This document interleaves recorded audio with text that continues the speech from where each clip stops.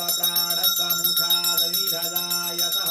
विरुद्धवसमाविसम्बन्धवसमे दीपं गृह्णाति विश्वत्रैलोक्यं तिमिरापः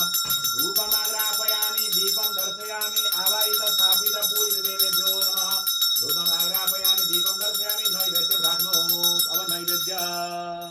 नैवेद्यहरू के लगाम के अरे पकाएको चाहिँ लगाउनु पायो हुन्थ्यो र गणेश भाइ एउटा टपरी एउटा रोटी एउटा रोटी राख्नु अरु के अबुङ्गर छ सबै चिज छ आमाहरूले तयार गरिदिनु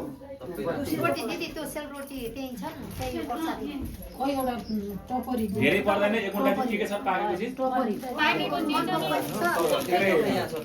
टपरी दिनु पर्छ सेतो प्लास्टिक माग्नु यहाँ हलुवा छ अपुङ्गो छ त्यो सेतो प्लास्टिकले गरेको अपुङ्गो अनि रोटी तुलसी पत्र पनि राखेर दिनुभयो भने एउटा केरा एउटा स्याउ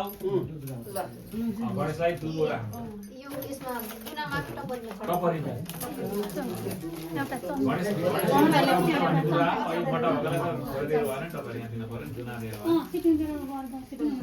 होइन पुग्यो